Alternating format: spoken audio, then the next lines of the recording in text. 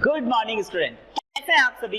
मैं अनिल देवड़ा एक बार फिर से आपका स्वागत करता हूं एग्जाम कौशल यूट्यूब चैनल पर। तो बड़ी बढ़िया वाली लेक्चर सीरीज चल रही है जिसमें हम स्टूडेंट स्टडी करेंगे किसके पूरे 10th क्लास के मैथमेटिक्स के सिलेबस को हम ओवरऑल कवर करेंगे। फर्स्ट चैप्टर में पूरी तरीके से आप लोगों को पढ़ा चुका हूं, उसके एक्सरसाइज के क्वेश्चंस भी करवा चुका हूं, एनसीईआरटी एक्सरसाइज के क्वेश्चंस करवा चुका हूं।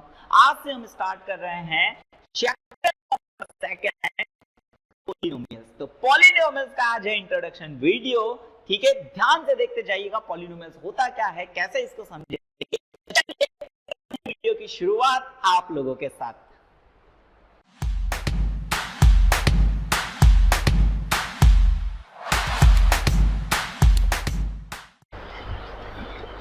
ओके स्टूडेंट्स, तो पॉलिनोमियल्स होता क्या है इसे थोड़ा सा समझिएगा।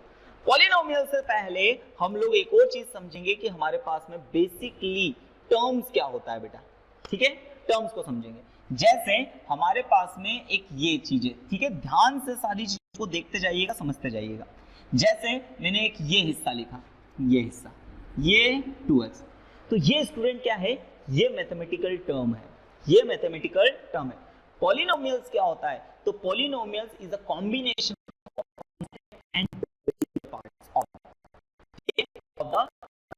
क्वांटिटीज, यानी पॉलिनोमियल्स में जब बिल्कुल पॉलिनोमियल्स के अंदर सर जब कांस्टेंट के साथ में हम लोगों को वेरिएबल क्वांटिटी का मतलब हमको नंबर्स के साथ लिखेंगे।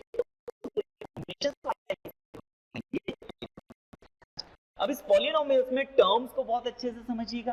सबसे पहला ये वाला पार्ट है, इस वाले पार्ट को हम नंबर पार्ट नहीं कहेंगे स्टूडेंट्स, बिल्कुल कहेंगे नंबर दिख रहा है। दूसरा वाला पार्ट ये होगा जिसमें हम अलजेब्रिक या फिर अपन बोल सकते हैं कि सर हमको एबीसीडी के फॉर्म में दिख रहा है, तो ये वाला पार्ट कौन सा, ये वाला पार्ट होगा वेरिएबल पार्ट। अब इसी पूरे the combination of number part and variable part is called polynomials, तो इन्हें हम पॉलिनोमियल्स कहेंगे, ठीक है स्टूडेंट। बिल्कुल सिंपल सा, समझ में आया पॉलिनोमियल्स क्या होता है। आगे बढ़ते हैं। अब देखिए पॉलिनोमियल्स में ये वाला जो नंबर पार्ट रहता है इसे हम एक और चीज से बोलते हैं, एक और चीज बोलते हैं स्टूडेंट, इसी को हम आगे चल के कोफिशिएंट भी कहेंगे। फ्रेंड्स याद रखिएगा कोफिशिएंट कहते हैं, जैसे इसे हम पढ़ेंगे कैसा कि x का कोफिशिएंट क्या है, तो वो x का कोफिशिएंट है 2। यहां पर x का कोफिशिएंट क्या है स्टूडेंट्स, तो x का कोफिशिएंट है 2। इसी तरह से और चीजों को देखिए, जैसे मैंने लिखा 2x², अब यहां पर x का कोफिशिएंट नहीं है, ये किसका कोफिशिएंट है, x²।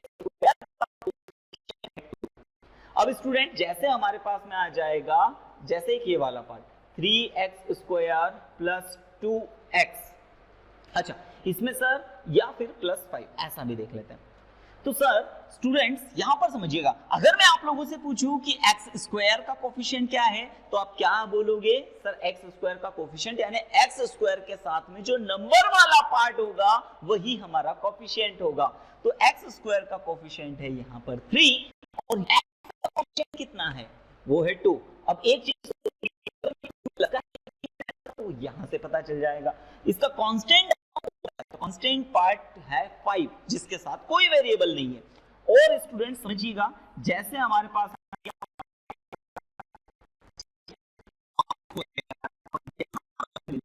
y² y+1, अब हमने एक ये ले लिया, ये भी पॉलिनोमियल है बिल्कुल। तो यहां पर y² का कोफिशिएंट कितना है, अब बोलो सर यहां तो कुछ भी नहीं दिख रहा है, बोलो आगे तो कुछ भी नहीं है। अरे जब कोई भी नहीं है, इसके आगे कोई, भाई जिसका कोई नहीं है उसका तो खुदा है यारो, और सबका मालिक एक, यानी जिसके पास अगर मुझे कोई चीज भी नहीं दिखेगी, कोई टर्म नहीं दिख रही है, जिसके पास मुझे कोई टर्म नहीं दिख रही है, उसका क्या होगा कोफिशिएंट, तो इसका कोफिशिएंट भी और यहाँ पर इस y का कोफिशिएंट कितना होगा, तो याद रखिएगा इसका साइन भी यूज करना है, तो -1 एंड कांस्टेंट पार्ट भी कितना है 1। आई होप सो समझ में आया होगा सर कोफिशिएंट का मीनिंग, ठीक है। चलिए और आगे बढ़ते हैं, इस चीज को समझते हैं, ठीक है। अब यहाँ पर मैं आप लोगों के लिए बात करता हूँ कि सर पॉलिनोमियल्स में एक चीज हमको समझना है और वो है मैथमेटिकल टर्म। क्या समझना है स्टूडेंट्स? बिल्कुल ध्यान से देखते जाइएगा। तो आई होप सो ये वाला पार्ट भी बहुत अच्छे से समझ में आ गया होगा, वेरिएबल कांस्टेंट। फिर से अब ध्यान से देखते जाइएगा। हम स्टूडेंट समझना चाहते हैं किस चीज को, और वो हम समझना चाहते हैं मैथ्स टर्म को या मैथमेटिक टर्म्स को। अच्छा, मैथमेटिक टर्म्स जैसे सबसे पहले मैंने कैसा लिख दिया, दूसरा मैंने ऐसा इस तरीके से लिख दिया कि सर 2x स्क्वायर प्लस 3 लिख दिया, जैसे 5x square plus 6x minus 5। ठीक है, इस तरीके से। तो अब समझिएगा कि सर यहां मैथमेटिक टर्म्स कितनी हैं, ये हमें समझ में आना चाहिए। तो मैथमेटिकल टर्म सर सारे के सारे पॉलिनोमियल से, बिल्कुल पॉलिनोमियल से। क्यों? क्योंकि पॉलिनोमियल्स क्या होता है, the combination number parts and variables. तो ये एक पॉलिनोमियल्स है, सारे के सारे पॉलिनोमियल्स है। अच्छा, इसमें कितने टर्म्स है, ध्यान से देखते जाइएगा। सर इसमें कितने टर्म्स है? एक, यानी एक ही टर्म है। मैथमेटिकल टर्म्स कितनी है, सेकंड वाले में देखते जाइएगा। सर इसमें एक टर्म तो ये है और दूसरी टर्म ये है। अच्छा, इसमें कितनी मैथमेटिकल टर्म है? 1 2 3। आई होप सो स्टूडेंट बहुत अच्छे से अब मैथमेटिकल टर्म्स भी समझ में आ गए होगी। इसका मतलब ये है 2x एक पॉलिनोमियल है, फर्स्ट टर्म वाला। सेकंड वाला 2x एक पॉलिनोमियल है जिसमें 2 टर्म्स है। थर्ड में अगर हम बोले सर ये भी एक पॉलिनोमियल है जिसमें कितनी टर्म्स हैं, 3 मैथमेटिकल टर्म्स है। अब इन्हीं टर्म्स के बेसिस पे types of the polynomial on the basis of term के हिसाब से हमने इसको क्लासिफाई किया, इसका नाम रखना चाहते हैं। चलिए समझते जाइएगा। अब नाम रखना चाहते हैं तो जैसे कुछ छोटे छोटे से मैं एक एग्जांपल्स आप लोगों को बताता हूं। ठीक है, ध्यान देना बेटा, नजर हटी दुर्घटना। देखिए सबसे पहला है, ठीक है, या फिर एक काम करता हूं, इसे और अच्छे से समझाने के लिए थोड़ी सी मैं टेबल बना देता हूं स्टूडेंट्स। ठीक है, चलिए तो ध्यान से देखते जाइएगा। ये मैंने एक बनाई क्या, टेबल। ओके, अच्छा अब इस टेबल में यहां पर मैं लिख देता हूं क्या, पॉलिनोमियल, कोई सा भी पॉलिनोमियल। यहां पर मैं लिख देता हूं टर्म, और यहां पर लिख देते हैं उस पॉलिनोमियल का नाम क्या रखेंगे। ध्यान से देखते जाइए। सबसे पहले जैसे मैंने एक एग्जांपल मैं आप लोगों के लिए लिया 3x। ठीक है, 3x ले लिया। अच्छा, अब 3x ले लिया तो आप क्या बोलोगे, सर इसके अंदर कितनी मैथमेटिकल टर्म्स हैं? तो आप क्या बोलोगे, सर इसके अंदर एक ही मैथमेटिकल टर्म्स है, एक ही दिख रही है। अगर एक टर्म है तो इसी पॉलिनोमियल्स का नाम हम रखेंगे कौन सा, मोनोमियल। समझ में आया? यानी सर एक ऐसी पॉलिनोमियल जिसमें केवल अगर मुझे मैथमेटिक्स में एक ही टर्म देखने को मिलेगी तो उसे हम क्या कहेंगे स्टूडेंट्स, मोनोमियल्स। ठीक है, मोनोमियल्स मतलब क्या होता है, monomials is that polynomials in which only one mathematical term are present. ठीक है स्टूडेंट्स। अच्छा, और ध्यान से देखते जाइएगा स्टूडेंट्स। जैसे अगर मैंने ये लिख दिया 5x स्क्वायर, अच्छा इसके अंदर कितनी मैथमेटिकल टर्म है? अब देखते जाइएगा, सर इसके अंदर भी एक ही मैथमेटिक टर्म है, यानी इसका नाम भी क्या होगा, इसका नाम भी होगा मोनोमियल। नाउ नेक्स्ट, अब अगर मैंने इस तरीके से बना दिया, जैसे ये 6x स्क्वायर प्लस 2, सर कितने टर्म्स दिख रही है? तो इसमें मैथमेटिक्स की हमको 2 टर्म्स दिख रही है, 2 टर्म्स दिख रही है, तो इसीलिए हम इसे क्या कहेंगे, इसे हम कहेंगे बाइनोमियल्स। यानी बाइनोमियल्स भी एक पॉलिनोमियल्स का टाइप है जिसके अंदर कितनी, 2 मैथमेटिकल टर्म्स दिखेगी। अगर 2 मैथमेटिकल टर्म्स दिख रही है तो इसे हम कहेंगे क्या, तो ये हो जाएगा बाइनोमियल। नाउ थर्ड, और देखते जाइएगा, सबसे दिख जाए हम लोगों को, जैसे ax square plus bx plus c, इस फॉर्म में, तो ये भी तो आपको क्या दिखेगा, सर इसके अंदर मैथमेटिकल 3 टर्म्स है, तो इसे हम क्या कहेंगे, तो इसे हम लिखेंगे बाइनोमियल्स। बात समझ में आया? इसके अंदर कितनी मैथमेटिकल टर्म दिख रही है, 3 टर्म दिख रही है, तो 3 को हम ट्राइनोमियल। देखिए एक मैथमेटिकल टर्म वाले को मोनोमियल, 2 मैथमेटिकल टर्म वाले को binomial and third 3 mathematical terms वाले को हम कहेंगे ट्राइनोमियल। अच्छा सर कुछ ऐसा आ जाए तो जाएगा x cube plus 2x minus x plus 5, इसमें कितनी मैथमेटिकल टर्म दिख रही है? 4। सर अब इसको क्या बोलेंगे? तो अब देखिए 3 का हमने नाम रख दिया, ऐसे बहुत सारे, तो इसलिए हम इसको बोलेंगे क्या, ये भी क्या है? पोलिनोमियल्स हैं, पोलिनोमियल्स विथ 4 टर्म। अब आगे के हमको कैसे बोलेंगे? अगर हमको 4 टर्म मिल रही तो अपन क्या बोलेंगे? Polynomial with 4th term. अगर 5 टर्म मिल रही तो पॉलिनोमियल्स विथ 5 टर्म, 6 मिल रही तो पॉलिनोमियल्स विथ 6 टर्म। तो हमने 3 तक के तो नाम रखे, एक टर्म वाले को मोनोमियल्स, 2 मैथमेटिकल टर्म मिलेगी तो बाइनोमियल्स, 3 टर्म मिलेगी तो ट्राइनोमियल्स, एंड उसके बाद से जो भी बोलेगा तो उसे हम पॉलिनोमियल्स ही बोलेंगे विथ उसकी टर्म के साथ। ठीक है, तो आई होप सो स्टूडेंट्स ये पूरा आप लोगों को बहुत अच्छे से समझ में आया होगा। ठीक है, मैं फिर से बोल रहा हूं, अगर आप चाहते हो सक्सेस होना तो उस सक्सेसमेंट के लिए आप लोगों को बस एक काम करना होगा कि आप जब भी लेक्चर्स देख रहे हैं तो आप अपने पेन कॉपी को लेकर के बैठिए, अपने हाथों से लिखते चलिए, नोट्स बनाते चलिए। ठीक है, क्योंकि क्या होता है कि ऑनलाइन टीचिंग या ऑनलाइन पढ़ाई बहुत अच्छी होती है, लेकिन कब? लेकिन उसमें क्या होता है कि सबसे बड़ी बच्चा बहुत आलसी होता है, क्योंकि उसे कोई टोकने वाला नहीं है, टीचर के सामने नहीं है तो टीचर उसे टोक नहीं सकता, और बस यहीं पर गड़बड़ हो जाती है, क्योंकि बच्चा सिर्फ देख रहा है। उसे पढ़ने के साथ अपने नोट्स बनाए, पेन कॉपी पुस्तक को तभी आप लोगों के लिए बहुत फायदेमंद होगी। ठीक है, चलिए तो अब आगे बढ़ते हैं स्टूडेंट्स। तो ये अपन ने पॉलिनोमियल्स को देखा किसके बेसिस पे? टर्म्स के बेसिस पे। नाउ नेक्स्ट फिर से हम पॉलिनोमियल्स पढ़ते हैं और पॉलिनोमियल्स में डिग्री को समझते हैं। डिग्री, ठीक है, पॉलिनोमियल्स की सर डिग्री क्या होती है? तो देखिए, the highest power of the variable of polynomials is called degree of polynomials. समझ में कुछ नहीं आया तो सही समझाने के लिए समझ। तो जैसे पॉलिनोमियल्स की इस पूरी डिग्री को अच्छे से समझिएगा। ठीक है, जैसे अब हमारे पास में एक चीज ये आ गई, जैसे इसका एक एग्जांपल लेता हूं मैं। ठीक है स्टूडेंट, बहुत अच्छे से समझते जाइएगा। हमने एक एग्जांपल लिया, उस एग्जांपल में जैसे मैंने ये लिखा x³ प्लस 2x प्लस 3। ठीक है, अच्छा सो इसकी डिग्री कैसे पता करेंगे? तो देखिए क्वेश्चन में समझिए, द हाईएस्ट पावर जो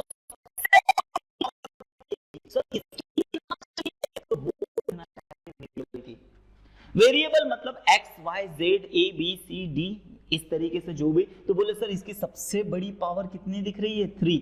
तो इस पॉलिनोमियल की डिग्री कितनी है स्टूडेंट? तो इसकी डिग्री है 3।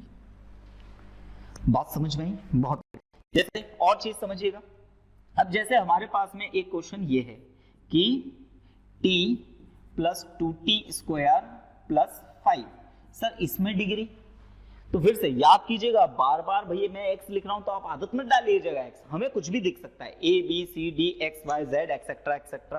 तो अब यहां पर हाईएस्ट यानी यहां पर सर इसकी डिग्री कितनी दिखेगी?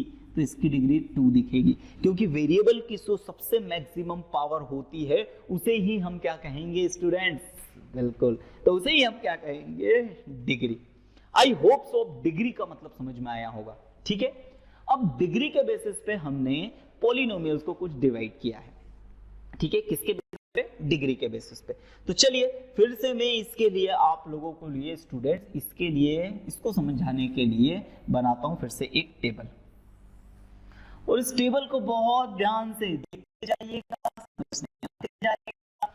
यहां पर हम लिख देते हैं क्या? पॉलिनोमियल। यहां पर मैं लिख देता हूं क्या स्टूडेंट? डिग्री, और यहां पर लिख देता हूं उसका नेम। चलिए सबसे पहला अगर हम देखेंगे कि सर हमें कुछ इस तरीके से दिख जाए, ठीक है, कि जैसे ये 2x दिखा, ठीक से वैसा दिख सकता है 2x। अच्छा, इसके ऊपर इसकी डिग्री कितनी है? बोले सर वेरिएबल की हाईएस्ट पावर। अब वेरिएबल यहाँ पर कौन है स्टूडेंट? x, और x की सर पावर तो कुछ भी नहीं दिख रही। फिर से मैंने आप लोगों को बताया, जिसका कोई नहीं उसका तो खुदा है यार, और सबका मालिक एक, यानी इसकी पावर कुछ भी नहीं दिख रही है, मतलब एक है, तो इसकी डिग्री कितनी है? एक। और जब भी डिग्री अगर होगी एक, तब हम उसका नाम रखेंगे, हम उसका नाम रखेंगे कौन सा पॉलिनोमियल? Linear polynomial. तो ये कौन सा पॉलिनोमियल्स होगा स्टूडेंट्स? Linear polynomials. अच्छा, अब बोले सर एक ही चीज के दो दो, वो हमने पढ़े थे टर्म के बेसिस पे कि अगर एक सिंगल टर्म दिखेगी तो वो मोनोमियल्स हैं, लेकिन डिग्री के बेसिस पे लिखेंगे तो वो लीनियर पॉलिनोमियल्स हैं। अच्छा, और देखिएगा स्टूडेंट, जैसे अब मैंने ये लिख दिया x + 5। अच्छा देखिए के हिसाब से इसका नाम क्या है? दो टर्म दिख रही तो बाइनोमियल्स है, लेकिन डिग्री के हिसाब से इसका नाम देखेंगे तो सर इसकी डिग्री अभी भी मुझे x की पावर, तो इसका नाम अभी भी कौन सा है? तो that is a linear polynomial. ठीक है। अच्छा अब आगे बढ़ते हैं। सर अगर मुझे कुछ ऐसा दिख गया तो x³ + 2x + 3, ऐसा दिख सकता है। ठीक है। अच्छा x³ कर दिया मैंने, एक्चुअली इसको स्क्वायर पहले ले लेते हैं। अब इस बार डिग्री कितनी दिख रही है हमको? 2 डिग्री दिख रही है। टर्म के हिसाब से नाम बताइए। 3 टर्म है, यानी ट्राइनोमियल्स है ये। टर्म के हिसाब से ट्राइनोमियल्स, लेकिन डिग्री के हिसाब से इसकी 2 डिग्री है। 2 डिग्री वाले को, जिसकी 2 डिग्री दिखती है, उसे हम कहेंगे कौन सा पॉलिनोमियल? Quadratic polynomial. क्वाड्रेटिक। तो जिसकी भी 2 पावर होगी उसे हम क्वाड्रेटिक पॉलिनोमियल्स बोलेंगे। और स्टूडेंट हमारे इस पूरे 10th क्लास के सिलेबस में यही वाले क्वाड्रेटिक पॉलिनोमियल्स को हमें बहुत अच्छे से सीखना है। ठीक है। नाउ आगे बढ़ते हैं, समझते जाइएगा। अब जैसे अब हमारे पास में एक ये आ गया, बोले सर a³ + 5। अच्छा यहां पर डिग्री कितनी दिख रही है? वेरिएबल के हाईएस्ट पावर 3, तो इसे हम कहेंगे कौन सा पॉलिनोमियल? Cubic polynomial. कौन सा पॉलिनोमियल होगा स्टूडेंट? तो that is a cubic polynomial, क्योंकि इसकी पावर 3 दिख रही है। अच्छा अब इसके बाद सर कभी ऐसा आ जाए तो t⁴ + 4 + 3t + 5। ठीक है। अच्छा इसमें डिग्री कितनी दिख रही है? 4। अब इसका नाम तो देखिए 3, इसका भी नाम रखा। फिर इसके बाद क्या बोलेंगे? पॉलिनोमियल्स। ये पॉलिनोमियल्स है with degree 4, polynomials with degree 4। तो इसका नाम क्या होगा? इसका नाम है पॉलिनोमियल्स विद 4 डिग्री। तो स्टूडेंट्स सभी को बहुत अच्छे से समझ में आया होगा कि कैसे हमने पॉलिनोमियल्स के नाम रखे। एक नाम रखा मैथमेटिक्स टर्म के अकॉर्डिंग, और एक हमने नाम रखा डिग्री के अकॉर्डिंग। एक टर्म होगी तो मोनोमियल, 2 टर्म होगी तो बाइनोमियल, 3 टर्म होगी तो ट्राइनोमियल। इसी तरह से डिग्री में अगर 1 डिग्री है तो लीनियर पॉलिनोमियल, 2 डिग्री है तो क्वाड्रेटिक पॉलिनोमियल, 3 डिग्री है तो क्यूबिक पॉलिनोमियल। ठीक है। तो ये हमने किसको? पॉलिनोमियल्स को समझा। अब यहां पर एक और चीज समझिएगा कि यहां पर कहते हैं जीरोस क्या है। थोड़ा सा यहां पर समझने वाली बात है कि सर जीरोस को हम कैसे समझेंगे। ठीक है स्टूडेंट्स, किसे जीरोस को समझेंगे।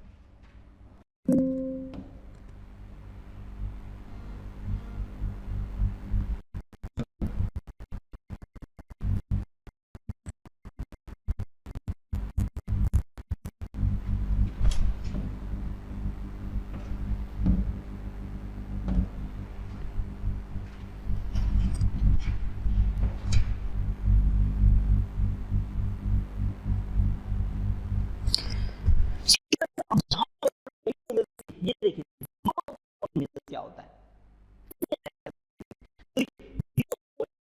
जैसे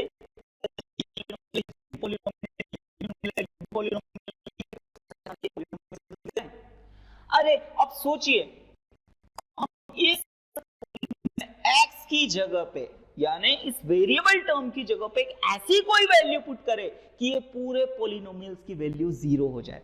इट मींस देखिए, सोचिए अगर मैं इस x की जगह अगर 1 पुट करता हूं तो 2 1 जा 2, सर क्या 0 आएगा? नहीं। 3 पुट करता हूं, नहीं आएगा। -3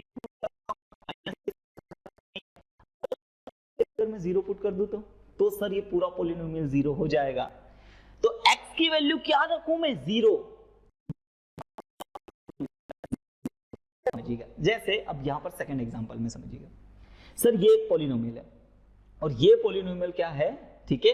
तो ध्यान से इस चीजों को समझते रहना कि सर ये एक पॉलिनोमियल है p of x, polynomial x वाला। अगर t होता तो t लिख देते।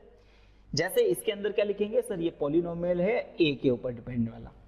तो अब सोचो इस पॉलिनोमियल की वैल्यू 0 कब आ सकती है? सोचो x की जगह अगर मैं -5 रख दूं, तो सोचो ना, अगर मैंने क्या करा, इस x की जगह पे -5 रख दिया और +5 तो पहले से ही है, इस पूरे की 0 हो जाएगी।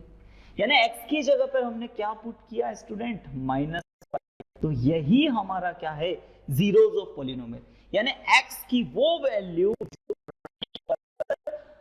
पूरे पॉलिनोमियल्स की वैल्यू को वो 0 कर देगा, तो उसे हम कहेंगे जीरोस ऑफ पॉलिनोमियल्स। ठीक है। अच्छा, इसे निकालने का एक दूसरा तरीका भी होता है, जैसे समझते जाइएगा।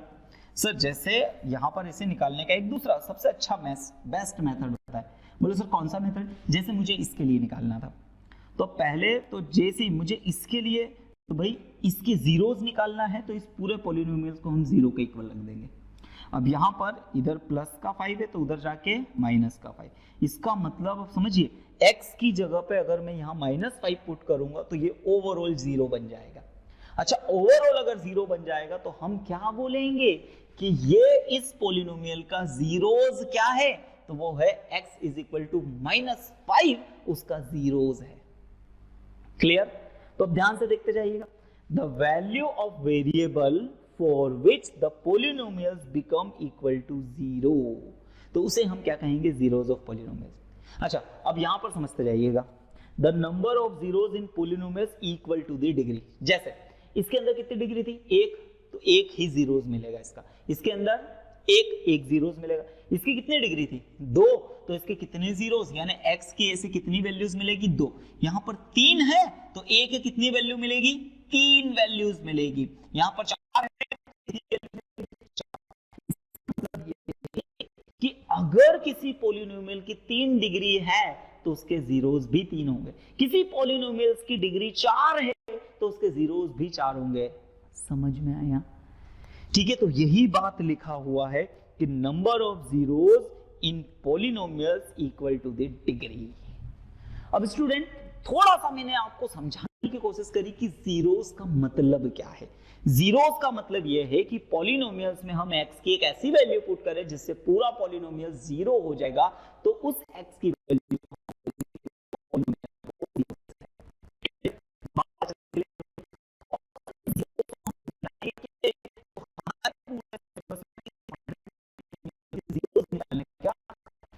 मतलब हम लोगों को यही काम करना है इस पूरे चैप्टर में। चलिए अब बैठिए, साथ साथ में लिखते चलिएगा, आगे बढ़ते हैं। नाउ नेक्स्ट, अब geometric meaning of the zeros of polynomial. Polynomial का जियोमेट्रिक मीनिंग क्या होता है? ठीक है, तो देखिएगा स्टूडेंट्स, यहां पर इसे बहुत अच्छे से समझिएगा। जियोमेट्रिक मीनिंग, पॉलिनोमियल्स का जियोमेट्रिक मीनिंग क्या होता है, इसे समझिए। जैसे आपने देखा होगा ना, ग्राफ प्लॉट करते हैं अपन, ठीक है। ये हमारे पास में कुछ ग्राफ है, जैसे ये वाला बनाते थे हम लोगों ने क्लास में।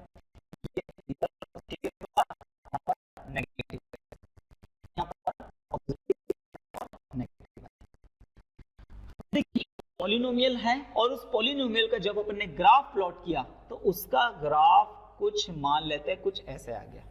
ऐसे एक पॉलिनोमियल था जिसका अपन ने जब ग्राफ प्लॉट करा तो ग्राफ प्लॉट ऐसा आ गया। बता सकते हैं? तो बिल्कुल बता सकते हैं स्टूडेंट्स। देखिए किसी पॉलिनोमियल्स के पास कितने जीरोस हैं वो हम जियोमेट्रिक मीनिंग यानी उसके ग्राफ को देखकर बता सकते हैं। बोले सर कैसे बता सकते हैं? यहां पर एक्स एक्सिस को इस ग्राफ ने कितनी बार कट किया? 2 बार किया। याद रखिएगा, सिर्फ और सिर्फ मतलब रखना अपने को एक्स एक्सिस से। तो एक्स एक्सिस में यहां पर ग्राफ को कितनी बार कट किया गया है? 2। तो इस पॉलिनोमियल्स के जीरोस कितने हैं? 2। ठीक है। और देखिएगा ये एक एग्जांपल मैंने बताया। और दूसरा समझिए, इसी तरह से हमारे पास ये प्लस का x माइनस का x प्लस का y माइनस का y। अब एक पोलिनोमियल कुछ ऐसा है, ये ऐसा। सर इसके कितने जीरोज हैं? तो देखिए सिर्फ x को कितनी बार टच कर रहा है या काट रहा है, काटे तब भी हम उसे इंक्लूड करेंगे और टच करते तो एक ही बार टच हो रहा है। देखिए ये सिर्फ सिंगल टाइम, अगर ये सिंगल टाइम टच हो रहा है तो सर इस समय पर इस पॉलिनोमियल्स के जीरोस कितने निकलेंगे? एक ही जीरोस निकलेगा, ठीक है, यानी x की एक ही ऐसी वैल्यूज होगी जिसपे पूरा पॉलिनोमियल जीरो हो जाएगा। और आगे देखते हैं, जैसे अब चीजों को और समझिएगा, ठीक है, कि सर हमारे पास में कुछ इस तरीके से इस बार एक ग्राफ है और स्टूडेंट्स ऐसे क्वेश्चंस एग्जाम में बहुत पूछे जाते हैं। ये अब मुझे बताइए यहां पर कितने जीरोस हैं? तो सर बहुत इजीली हम बता सकते हैं 1 2 3। एक्स एक्सिस को कितनी बार टच कर रहा है कोई मतलब नहीं है, तो यहां पर कितने जीरोस हैं स्टूडेंट? तो इसके जीरोस हैं 3 जीरोस हैं, ठीक है। एक और एग्जांपल लीजिए, ये जैसे यहां पर प्लस एक्सिस, यहां minus x axis, plus y minus y, और एक ऐसा कुछ ग्राफ गया, यहां कितने जीरोस हैं? तो स्टूडेंट ये हिस्से में कंफ्यूज मत होइए, एक भी नहीं, यानी जीरोस हैं जीरो, ठीक है, एक्स एक्सिस को तो कट ही नहीं कर रहा है। जब एक्स एक्सिस को ना कट कर रहा है ना टच कर रहा है तो इस पॉलिनोमियल्स के कितने? एक भी जीरो नहीं होगा, ठीक है। अच्छा एक और एग्जांपल लेते हैं, फिर आई होप सो पूरा सभी को ग्राफिकल जैसे कुछ इस तरह से,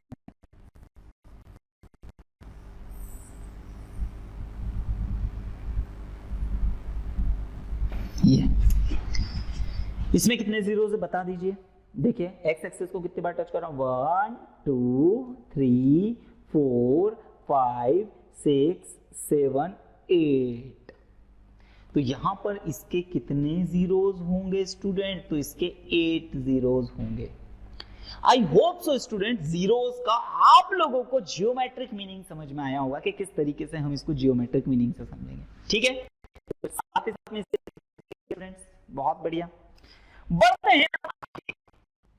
ऐसा हमारे पास में क्या है, देखिए relation between zeros and coefficient of polynomials, ठीक है। अच्छा अब इसमें भी स्पेशली कोफिशिएंट ऑफ अ, यहां पर एक लाइन और मैं इसमें ऐड करना चाहता हूं, और वो कौन सा पॉलिनोमियल है? Quadratic polynomial. क्वाड्रेटिक यानी डिग्री 2 वाला या पावर 2 वाला पॉलिनोमियल, उसके बीच में रिलेशनशिप क्या होगा स्टूडेंट्स? तो उसे देखते हैं, ठीक है। अच्छा ठीक है भाई, कोई क्वाड्रेटिक पॉलिनोमियल्स ध्यान से देखिएगा। तो क्वाड्रेटिक पॉलिनोमियल्स का स्टैंडर्ड फॉर्म कौन सा होता है? तो वो ये होगा ax² plus bx plus c। ध्यान से, क्वाड्रेटिक पॉलिनोमियल्स का स्टैंडर्ड फॉर्म कितना होगा स्टूडेंट? तो वो होगा ax² plus bx plus c। फिर से क्वाड्रेटिक पॉलिनोमियल का स्टैंडर्ड फॉर्म कौन सा होगा? ax² plus bx plus c। Now अब देखिए x² का कोफिशिएंट क्या है? a, x का कोफिशिएंट कितना है? b, और कांस्टेंट पार्ट कितना है? c। अब इसके रिलेशनशिप को सम ऑफ जीरोस, अब स्टूडेंट ध्यान से देखिएगा, इसके हम 2 जीरोस निकाल, देखिए इसके कितनी डिग्रीज है? 2 डिग्री दिख रही है ना, 2 सर 2 पावर है, तो इसके कितने जीरोस निकलेंगे? 2 जीरोस निकलेंगे। यानी हमने एक जीरोस को माना अल्फा और एक जीरोस को माना बीटा। अपनी इच्छा से हम मान सकते हैं कि सर x की हमको कितनी वैल्यूज मिलेगी? 2। तो x की एक वैल्यूज जिसको हम जीरोस बोल रहे हैं, तो एक जीरोस को हमने कहा अल्फा और दूसरे जीरो बीटा, ठीक है। अब हम फॉर्मूला पढ़ रहे हैं, इनके बीच में रिलेशनशिप पढ़ रहे हैं, वो किसके किसके बीच में? सम ऑफ इट्स जीरोस। तो जीरोस का सम यानी सर अल्फा प्लस बीटा को ये आएगा माइनस बी अपॉन ए के इक्वल, ठीक है। तो ये एक फॉर्मूला भी बनेगा जो आप लोगों को आगे जब हम एक्सरसाइज करेंगे वहां पर बहुत बेनिफिट मिल देने वाला। तो सम ऑफ जीरो होगा alpha plus beta is equal to minus b upon a, ठीक है, ये इसका फॉर्मूला होगा। अच्छा, इसी तरीके से प्रोडक्ट ऑफ जीरोस, इसका मतलब दोनों का हम प्रोडक्ट करें, प्रोडक्ट का मतलब मल्टीप्लिकेशन करें, तो इसका फॉर्मूला होगा C अपॉन ए। तो सम ऑफ जीरोस का फॉर्मूला माइनस बी अपॉन ए और प्रोडक्ट ऑफ जीरोस का फॉर्मूला C अपॉन में ए। अब ध्यान से देखते जाइए, बी क्या है, तो बी है कोफिशिएंट ऑफ एक्स, ए क्या है कोफिशिएंट ऑफ सी, ए क्या है कोफिशिएंट ऑफ एक्स। तो इस तरह से अब इसका एक एग्जांपल है स्टूडेंट, आइए इसे हम समझते हैं, जानते हैं। ठीक है, इसे हम कैसे करेंगे, देखिए पूरा आप अगर एक्सरसाइज 2.1 को नहीं 2.2 को देखेंगे तो पूरा उसमें सारे ऐसे ही क्वेश्चंस हैं। देखिए सबसे पहले इसके लिए हमें इसको सॉल्व करना होगा और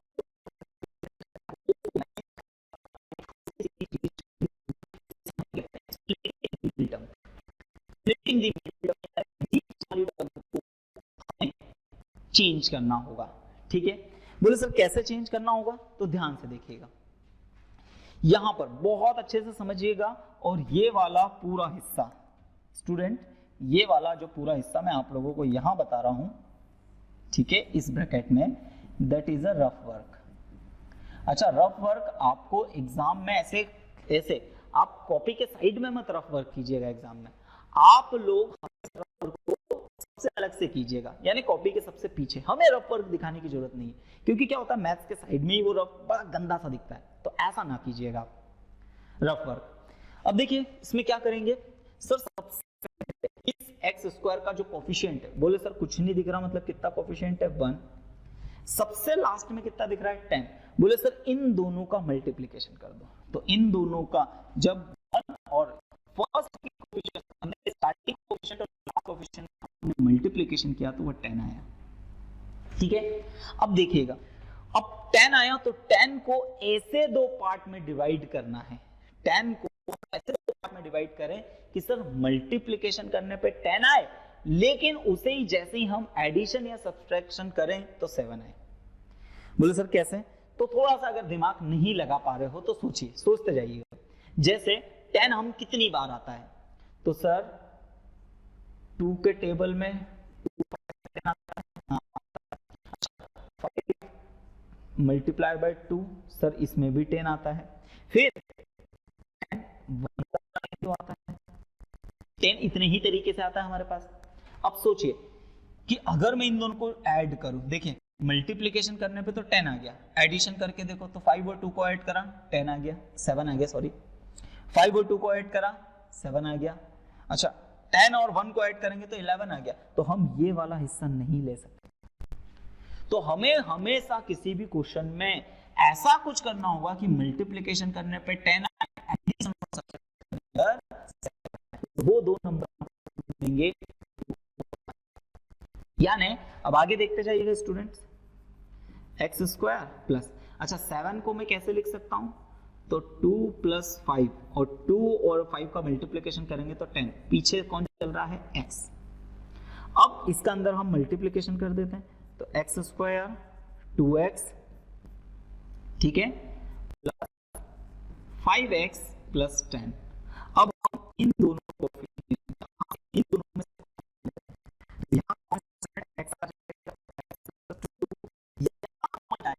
तो यहाँ देखिए कॉमन कैसे,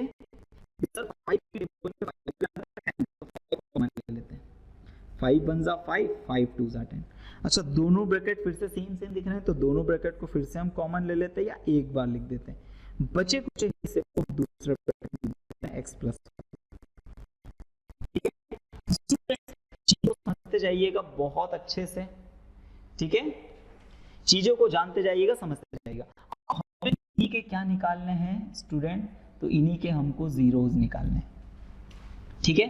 अच्छा अगर मुझे इन्हीं के जीरोस निकालना है तो क्या करूंगा, इस x प्लस 2 को भी 0 के इक्वल और इस x प्लस 5 को भी 0 के इक्वल, इसको भी, ये इधर प्लस का 2 है तो इधर जाके माइनस का 2, अच्छा इधर से प्लस का 5 है तो इधर जाके माइनस का 5।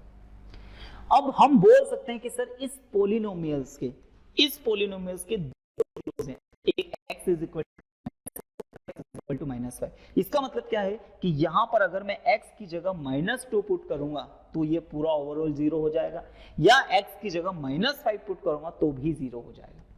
अब हमने एक चीज बताई थी स्टूडेंट्स, मैंने आप लोगों को क्या बताई थी कि हम दो जीरोस, तो एक जीरोस को हम बोलने लग जाएंगे इस बार अल्फा, और दूसरे जीरोस को हम क्या बोलने लग जाएंगे, तो दूसरे जीरोस को हम बोलने लग जाएंगे बीटा।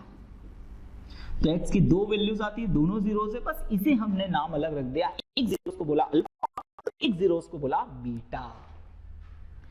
अब स्टूडेंट्स यहां पर ये वाला, अब हमने सम ऑफ जीरोस का कॉन्सेप्ट पढ़ा है, तो सम ऑफ जीरोस का फॉर्मूला मतलब alpha plus beta is equal to कितना होगा स्टूडेंट, -b अपॉन a। अब देखते जाइएगा अल्फा कितना है, तो अल्फा है -2, बीटा कितना है, बीटा है स्टूडेंट -5। अब यहां पर दो साइन साथ में आया था इसलिए अपन ने ब्रैकेट का यूज कर। अब यहां पर b क्या है, तो स्टूडेंट्स यहां से समझिएगा b क्या है, x वाले को, तो यहां पर x के साथ में कौन है 7, तो b की जगह क्या हो जाएगा, माइनस तो चल ही रहा है फॉर्मूले का, और a कितना है, तो इसके साथ हमारे पास में आगे वाला यानी 1। अच्छा अब इसे देखिएगा, -2 plus -5 is equal to -7 upon में किसी के 1 लिखते नहीं है, तो ये ओवरऑल कितना हो जाएगा, -7 अपॉन इज इक्वल टू -7। अच्छा ये दोनों इक्वल आए, तो यही हमारे क्वेश्चंस को चेक करने का तरीका भी होगा कि हमने जीरोस जो निकाले वो सही है कि नहीं। तो हम इस फॉर्मूले में पुट करके देखेंगे अल्फा प्लस बीटा के, दोनों अगर इक्वल आए तो हाँ हमने जो जीरोस निकाले वो सही हैं। अच्छा इसी तरीके से हम अगला प्रोडक्ट से भी कर सकते हैं, अल्फा इंटू बीटा की वैल्यू कितनी है, c/a। अल्फा कितना है, तो वो है स्टूडेंट -2, बीटा कितना है, तो वो है स्टूडेंट -5। सी वाला टर्म, तो सी वाला देखिए कांस्टेंट टर्म, कांस्टेंट यहां पर कितना है मैंने, फिर से 5 2 10, माइनस माइनस यहाँ प्लस हो जाएगा, और यहाँ पर भी ओवरऑल कितना है +10। इसका मतलब दोनों ही पार्ट हमारे सेम आ रहे। अगर दोनों पार्ट सेम होंगे इसका मतलब क्या है स्टूडेंट कि हमने ये जो जीरोस निकाले वो सही है। तो ये चेक करने का तरीका भी है, और ये जीरोस और पॉलिनोमियल के कोफिशिएंट के बीच में एक रिलेशनशिप भी है। ठीक है, तो स्टूडेंट्स ये आज के क्लास में हमने देखा किसके बारे में, तो स्टूडेंट्स आज के इस क्लास में हमने देखा स्पेशली पॉलिनोमियल्स का इंट्रोडक्शन। तो पॉलिनोमियल्स को कैसे ट्रीट करेंगे, कैसे समझेंगे, अब देखिए एक ही क्लास में सबको समझ ऐसा नहीं होता है। ठीक है, अब हम 2.1 नेक्स्ट लेक्चर में करेंगे, उसके बाद होगी एक्सरसाइज 2.2, और हमें इस पूरे पॉलिनोमियल्स में एनसीईआरटी में 2 ही एक्सरसाइजेस हैं और दोनों को हम कंप्लीट करेंगे। चलिए वीडियो कीजिएगा, पसंद आए तो इसे लाइक कीजिएगा, साथ ही साथ में चैनल पर नए हैं तो इसे सब्सक्राइब करना ना भूलें। तो मिलते हैं अगले लेक्चर में अगले टॉपिक के साथ, तब तक के लिए धन्यवाद। जय हिंद, जय भारत।